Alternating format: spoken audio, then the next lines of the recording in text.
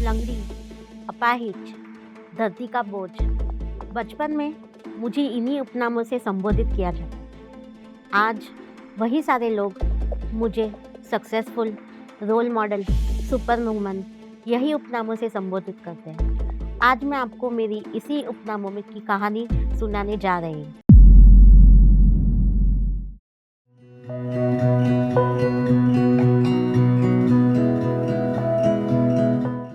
नमस्कार, मेरा नाम है शिल्पा मेहता जैन। मैं एक बॉम्बे में पली-बड़ी हूँ। मैं राजस्थान सांचौर गाँव से पहली लड़की हूँ जो एक 200 करोड़ की कंपनी की सीईओ और सीएफओ हूँ। मैं सांचौर गाँव से हूँ। वहाँ पे उस ज़माने में लड़कियों को पढ़ाते नहीं थे। एक ही चीज़ होती थी, लड़की है, शादी करो और उसको उसके ससुराल भेज दो। बट मेरे डैडी ने ऐसा नहीं सोचा। उनको पता था कि अगर उन्होंने मेरी शादी करने की ट्राई की, तो मुझे कोई साधारण सा घर और साधारण सा लड़का ही मिलेगा। उसके बदले जब उन्होंने देखा कि मेरा डिटर्मिनेशन था पढ़ने में और कुछ बनने में, तो उन्होंने मुझे सपोर्ट किया।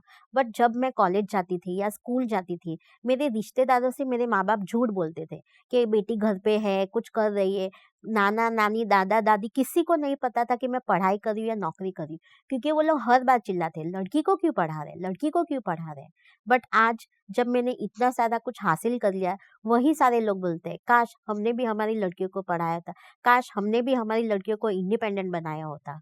बचपन में जब मैं 4 साल की थी, हम जैन लोग हैं, हमें पाठशाला जाना होता है। घर से केवल 1 किलोमीटर की दूरी पे ही पाठशाला थी, बट मैं वो भी नहीं चल पाती थी क्योंकि मुझे पोलियो था। दिवाली में पटाखे ना फोड़ने की वजह से पाठशाला में सब बच्चे लोग को इनाम दिया गया था। मुझे नहीं मिला।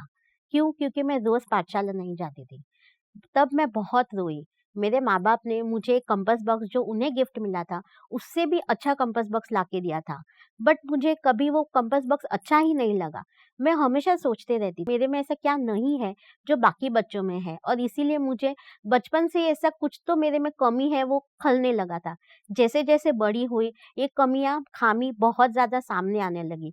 स्कूल में मेरे कोई भी फ्रेंड्स नहीं थे, बिकॉज़ रिसेस में वो सारे खेलने भाग जाते थे। जहाँ के मैं तो चल भी नहीं पाती थी।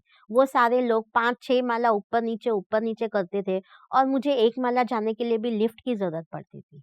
बट ये सारी चीज़ों में एक चीज़ जो बहुत इम्पोर्टेंट थी कि मैं पढ़ने में बहुत अच्छी थी, और जहाँ कहीं भी पढ़ने रिलेटेड कोई चीज़ थी, मैं हमेशा अव्वल आती थी।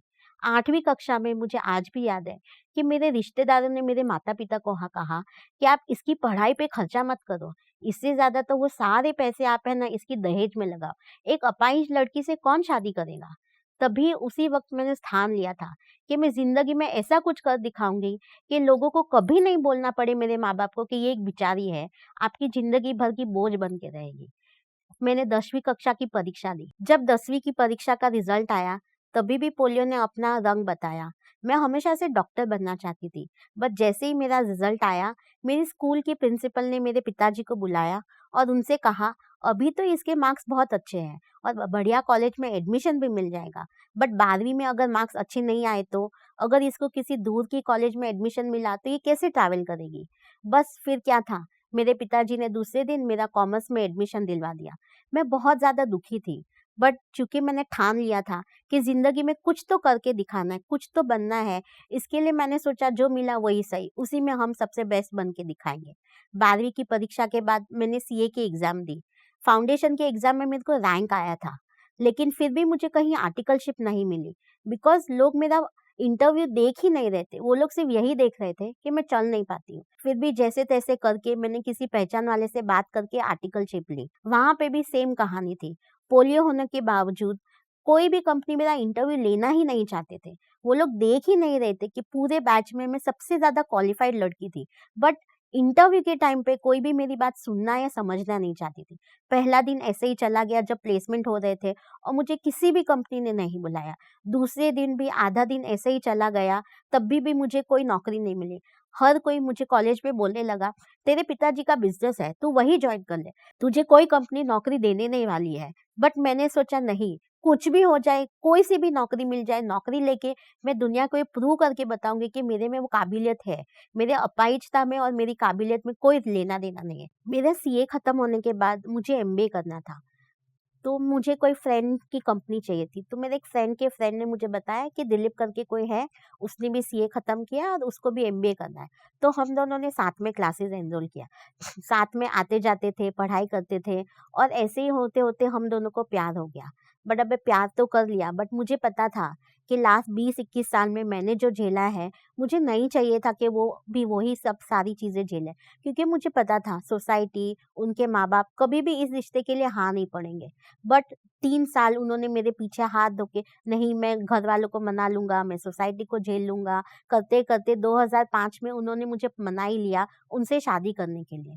2005 में उन्होंने अपने घर में बात छेड़ी, मैंने मेरे घर में बात छेड़ी। मेरे घर वाले तो मेरे पिताजी उनको जानते थे, इसलिए मेरे घर वाले वॉज़ ओके। उनके घर में तो जैसे कहर टूट पड़ा था। इतना अच्छा पढ़ा-लिखा लड़का, इतना अच्छा नौकरी करता लड़का, एक अपाहिज लड़की से क्यों शादी करना चाहता है? उन लोगों को समझ ही नहीं आ रहा था कि मैंने उनके पे क्या कर दिया है कि वो लोग इस रिश्ते से लिए हाँ ही नहीं बोले। 1 साल तक हम लोग रोज़ उनको मनाने की कोशिश कर रहे थे, बट उनके माँ-बाप को शायद वो समझ ही नहीं आ रहा था या वो समझ भी रहे थे तो सोसाइटी का इतना ज़्यादा प्रेशर था कि वो हाँ भरने के बावजूद भी हाँ नहीं भर पा रहे थे। फिर ये सारे चलते-चलते हम दोनों को बहुत ज़्यादा असर होने लगा, हमारे काम पे, हमारे हेल्थ पे। तो एक दिन थर्सडे को हम दोनों ने मिलके डिसाइड किया कि मंडे हम शादी कर लेंगे। जिसको जो बोलना है बोले, जिसको जो करना है करे। तो थर्सडे हमने डिसाइड किया, थर्सडे शाम को ऑफ़िस के बाद हम दोनों ने अपने-अपने घर में जाके ये बताया कि डैडी मम्मी हम मंडे शादी कर रहे हैं। मेरे मम्मी-डैडी एकदम बहुत चक्का रह गए। उसके घर वालों ने बोल दिया, "अगर तू उससे शादी करेगा, तो हम तेरे को घर से बाहर निकाल देंगे।" अब हमने तय तो कर लिया कि हम शादी करने वाले, शादी करके जाएँगे कहाँ? पर दूसरे ही दिन वो वोल्टास में काम कर रहे थे, उनका प्रमोशन हुआ और उनको एक फ्लैट की चाबी मिल गई। तो हमारा रहने का तो प्रॉब्लम सॉल्व हो गया। अब मेरे माँ-बाप ने सोचा कि अगर इन दोनों ने ठान ही ली है कि शादी करें, तो फिर उनके मेरे ससुराल वालों को भी मना ले कि शादी कर लेने दो, नहीं तो बच्चे अपने से दूर हो जाएँगे। तो मेरे माँ-बाप और उनके जीजाजी दोनों ने मिलके उनके माँ-बाप, उनके रिश्तेदारों सबसे बात करी, सबसे मिलने गए और फाइनली उन्होंने बोला कि ठीक है, आप शादी कर सकते हो। तो फ्राइडे और सैटरडे मेरे माँ-बाप, मेरे उनके जीजाजी हर रिश्तेदार को मिलके उनको पटाने गए कि भाई इनको शादी करने दो। संडे को मैं बिकॉज़ हमने जल्दी-जल्दी में नक्की किया था कि हम शादी करेंगे, मैंने सोचा जो ड्रेस है उसी में शादी कर लूँगी।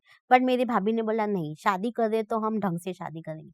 तो संडे को एक चनिया-चोली वाले की दुकान खुलवाई, उसने बोला चिंता मत करो मैं आपको 1 दिन में चनिया-चोली बना के दे दूँगा।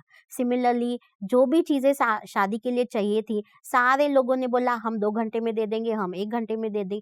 यहाँ तक कि मुझे शादी का हॉल भी मिल गया। वो कहते हैं ना कि अगर आप दिल से किसी चीज़ को चाहो, तो सारी कायनात उसको मिलाने में आपकी मदद कर देती है। लेकिन शादी तो हो गई। उसके बाद भी जो समाज के प्रॉब्लम थे और मेरे घर पे आके लोग मेरे सास-ससुर को ताना देने लगे कि आपकी बहू कितने में खरीदी आपने? आपका बेटा कितने में बेचा आपने? और दूसरी तरफ मैं साड़ी नहीं पहन सकती थी और हम तो मारवाड़ी हैं, वहाँ पे तो घूंघट भी निकालना पड़ता है और मैं तो ऑफ़िस जाती थी। हमारे पूरे परिवार में कोई भी बहू काम नहीं करती थी और मैं पहली लड़की थी जो 9 से 8 जॉब करती थी। तो पहली शादी का 1 साल तो बहुत ज़्यादा एडजस्टमेंट इश्यू, कन्विंसिंग इश्यूज़ और वो सारे में चला गया। बट धीरे-धीरे जैसे मेरे इन-लॉज़ को समझ में आया कि नहीं, इसमें भी वो सारी चीज़ें जो एक अच्छी बहू में होनी चाहिए, तो उन्होंने इवेंचुअली हमारा रिश्ता एक्सेप्ट कर लिया। मेरे हस्बैंड भी सीए, एमबीए है, बहुत अच्छी जॉब करते थे, तो सारे लोग बस एक ही चीज़ थे, इससे उन्होंने शादी कैसे की? ज़रूर इसके बाप ने करोड़ों रुपए खर्चे करे होंगे एक दामाद खरीदने के लिए। वो 6 महीना, 1 साल जैसे मेरी ज़िंदगी में कहर टूट पड़ा था। जितनी मेहनत करके मैंने अपने लिए इज़्ज़त कमाई थी, वो सारी 1 सेकंड में मिट्टी में मिल गई। मुझे ऐसे लगने लगा शादी में बस एक ही चीज़ मायने रखती है, मेरी पोलियो ही मायने रखता और कोई चीज़ मायने नहीं रखती। बट धीरे-धीरे मेरे हस्बैंड के सहारे से मैं उसमें से भी बाहर आ गई और आज मैं एक बहुत ही ज़्यादा सक्सेसफुल लाइफ़ जी रही हूँ। हाल ही में मुझे सीए इंस्टीट्यूट से भी एक अवार्ड दिया गया था, मेरे सीए के रिलेटेड कामकाज के लिए। आगे चल के मुझे हमारे एनजीओ के लिए भी एक अवार्ड मिल रहा है प्रेसिडेंट रामनाथ कोविंद जी से। मैं सारे लोगों को सिर्फ़ एक ही चीज़ कहना चाहूँगी कि अपनी लिमिटेशन एक्सेप्ट करो, वेदर यू आर डिसेबल्ड और नॉट अ डिसेबल्ड। जब तक हम अपनी लिमिटेशन एक्सेप्ट नहीं कर पाते हैं, तब तक हम उससे लड़ने की क्षमता नहीं बना पाते। दूसरी चीज़, कभी भी किसी की भी बात मत सुनिए। अगर आपको कोई चीज़ चाहिए, आप उसके लिए डिटर्मिन्ड हो जाओ, तो आपको हमेशा वो चीज़ मिल जाएगी। As I always say, where there is a will, there is a way.